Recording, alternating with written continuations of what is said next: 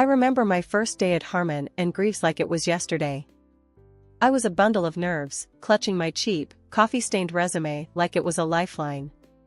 The office was a maze of cubicles, buzzing with the sound of typing and phone calls. I was there, in my ill-fitting suit, trying to blend into the walls. "Hey, you must be the new girl." "I'm Richard," a voice called out, snapping me out of my daze. I turned to see a man, probably in his late 30s, leaning against the doorframe of what I assumed was his office. He had that kind of casual confidence that made you instantly pay attention. Yeah, hi. I'm Anna," I stammered, extending a shaky hand. Richard's handshake was firm, his smile easy.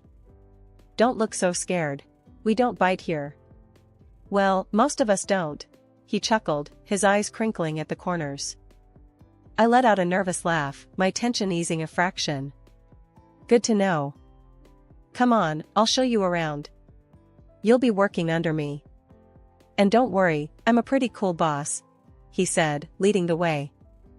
As we walked, Richard pointed out the different departments, introducing me to a blur of faces. It was overwhelming, but Richard's presence was strangely comforting.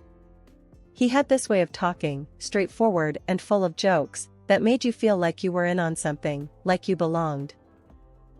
When we reached a small, empty desk, Richard stopped. "This is you. Not a corner office, but it's got the best view of the coffee machine." I smiled, my first genuine smile of the day. "I'll take it. I love coffee." "See, I knew we'd get along. You need anything, you let me know, okay?" "Sure, thanks, Richard." The day flew by in a haze of new information and names I had no hope of remembering. But through it all, Richard was there, a steady presence in the chaos. He answered my questions, no matter how stupid, and never made me feel like the office newbie. As the day wound down, I found myself at the coffee machine, pouring a much-needed cup. "Survived your first day, I see," Richard said, walking up with his own mug. "Just barely," I said, a smile tugging at my lips. "Ah, you did great.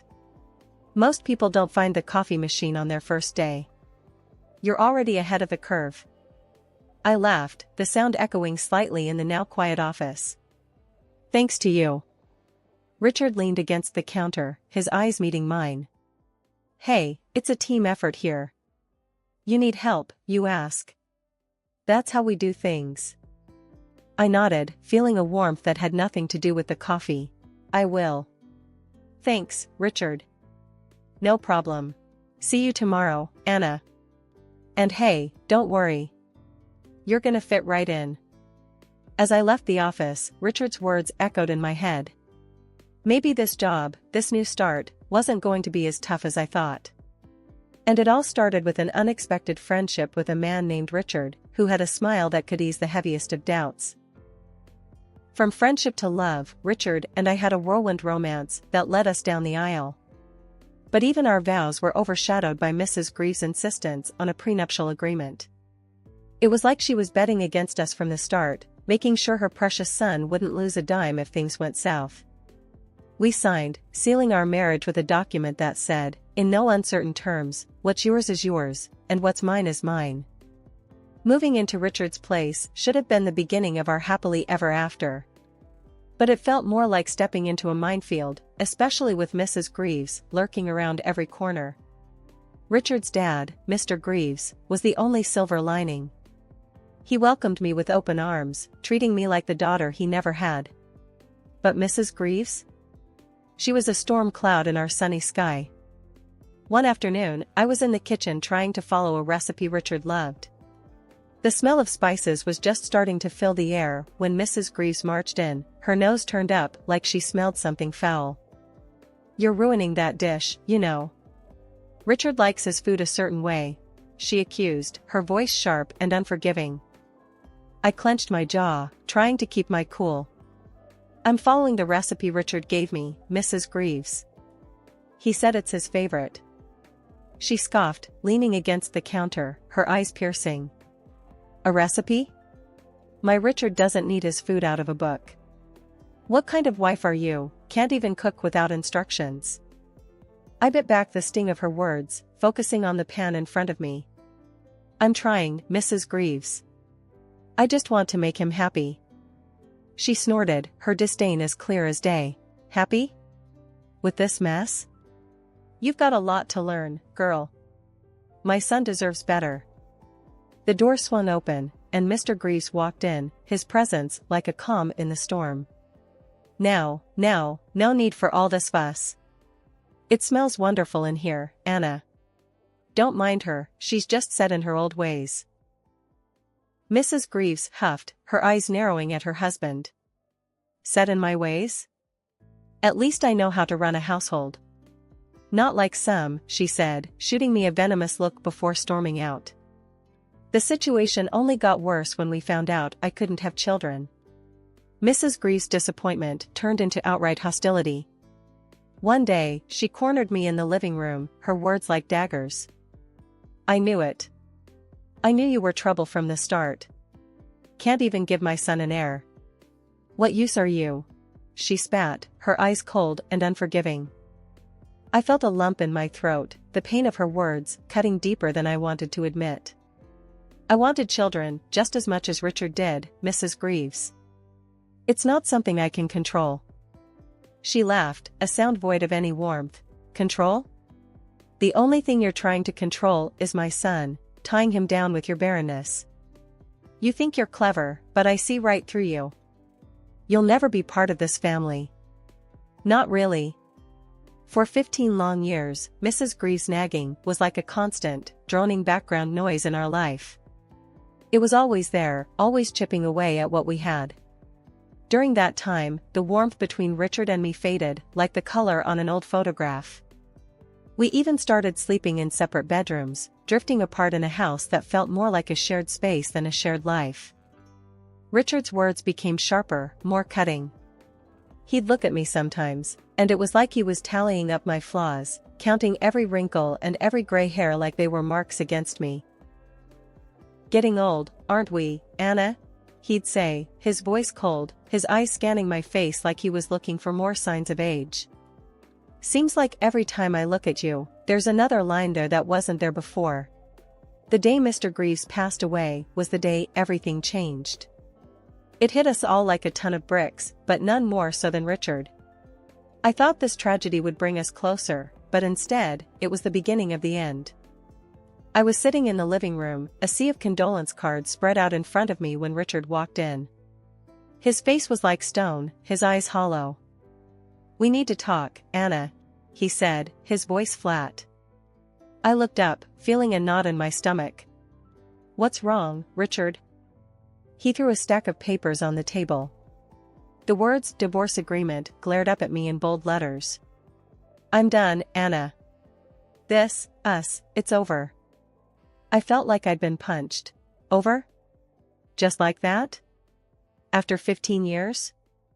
Richard shrugged, avoiding my eyes. It's for the best. We've been drifting apart for years, you know it's true. I shook my head, disbelief and anger swirling inside me. And you decide this now? Right after your dad dies? What kind of man are you? He flinched, but his resolve didn't waver. The kind of man who knows when to move on. And I'm moving on, Anna. With her. Her. The word hung in the air, heavy and suffocating. That's when she walked in, this young thing, barely in her mid-20s, all smug smiles and high heels. She looked around the room, her nose wrinkled in distaste. Ugh, this place needs a serious makeover. It's so old and drab, just like its owner. I stood up, my hands shaking with rage. How dare you come into my house and speak to me like that? She laughed, a sound that made my blood boil. Your house? Please. It's Richard's house. And soon, it'll be my house. And trust me, I'm going to make some changes.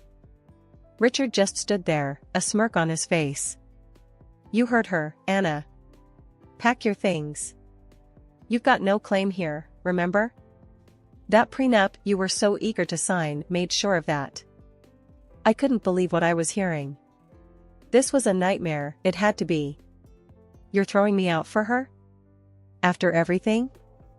He shrugged again, like we were talking about the weather, not our lives. That's the way it is, Anna.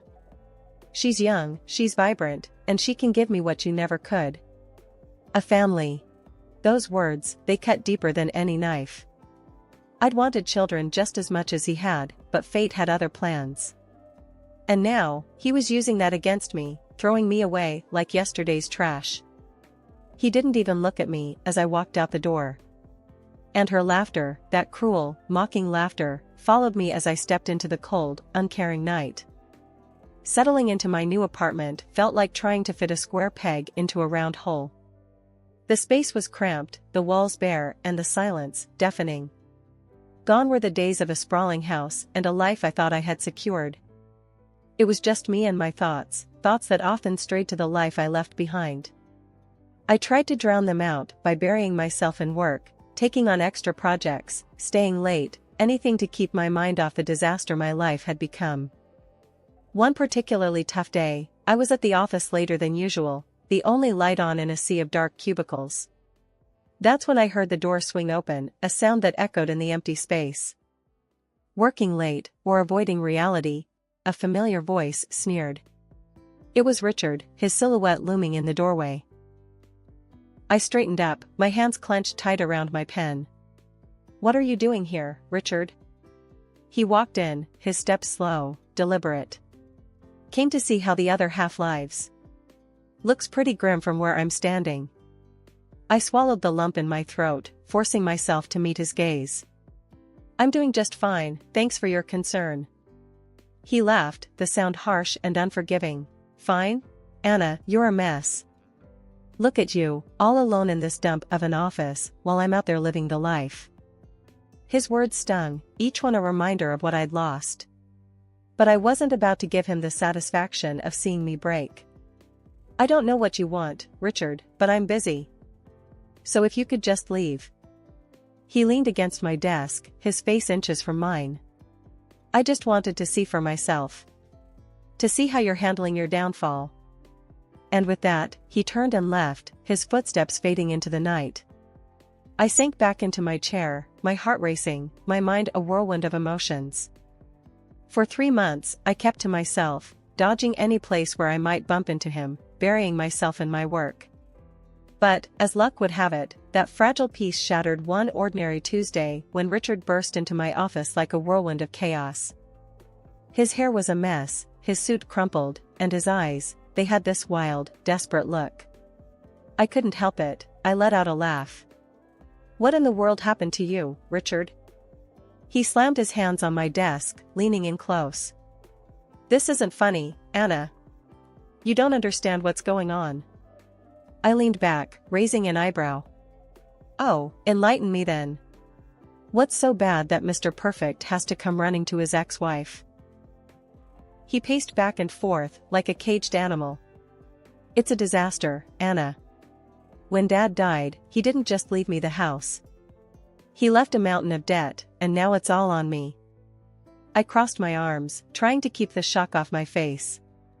Richard in debt? That was something I never thought I'd see. He stopped pacing, looking at me with desperate eyes. "We had to sell the house, Anna. The house is gone. And now, Mom's living with me, and she's driving me and her insane." The image of Mrs. Greaves and that young girl, Richard's new fling, at each other's throats was almost too good to be true. "Let me get this straight. Your mom and your new girlfriend are at war, and you're what, asking for my sympathy?"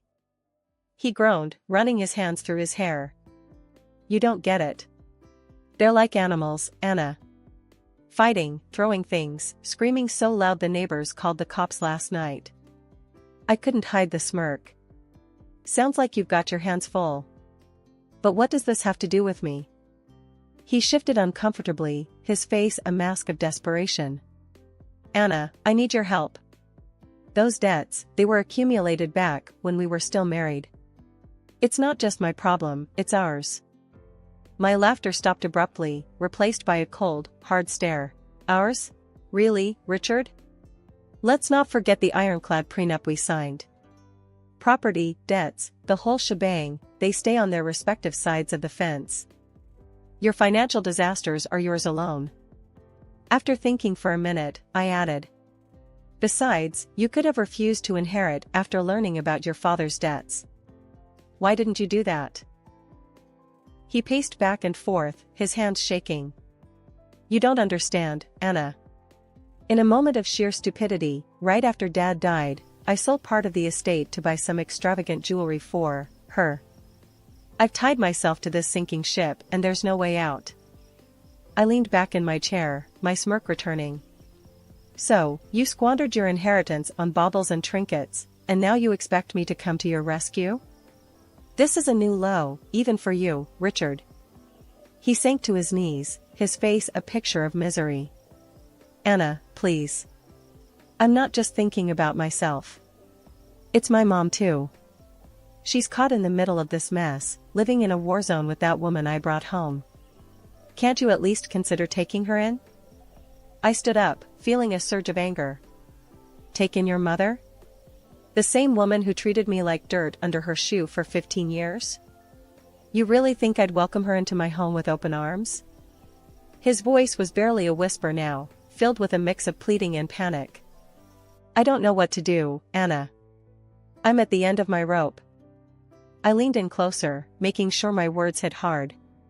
Listen carefully, Richard. Your financial ruin, your dysfunctional household, your mother, they are your burdens to bear. You made your choices, and now you have to live with the consequences. He looked up, a mixture of defiance and desperation in his eyes. So, you're just going to turn your back on me? On us? After all those years? I straightened up, my resolve as strong as ever. Yes, Richard, that's exactly what I'm going to do. You chose this path when you threw me out. Now, I suggest you get up and leave before I lose my patience. We're done here, Richard. This time, it's for real. As he stumbled out of the office, a part of me felt a twinge of something. It wasn't satisfaction, nor was it pity. It was a reaffirmation that I had made the right decision. The office had never been a place for drama, but that changed the day Richard and his new flame decided to air their dirty laundry for all to see. It was a typical morning until the shouting started. The words were muffled at first, but as I stepped into the foyer, the scene unfolded like a trashy daytime drama. There they were, in the middle of the lobby, Richard and that young thing he left me for, screaming at each other like a pair of street cats. The receptionist looked mortified, and a few of my co-workers were peeking out of their offices, eyes wide. What do you mean there's no money left? You promised me a life of luxury, not this nightmare, she shrieked, her face red with anger. Richard, looking more haggard than ever, was trying to calm her down, but it was like trying to smooth over a hurricane with a napkin. Calm down, will you? We can sort this out, just not here, not in front of everyone. But she was having none of it. Sort this out? Sort this out? I married a wealthy man, not some broke loser. You lied to me.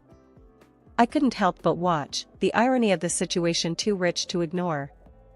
This was the life he chose, the life he traded ours for. As the argument escalated, one of the security guards approached, his face a mixture of concern and annoyance. Folks, please, this is not the place.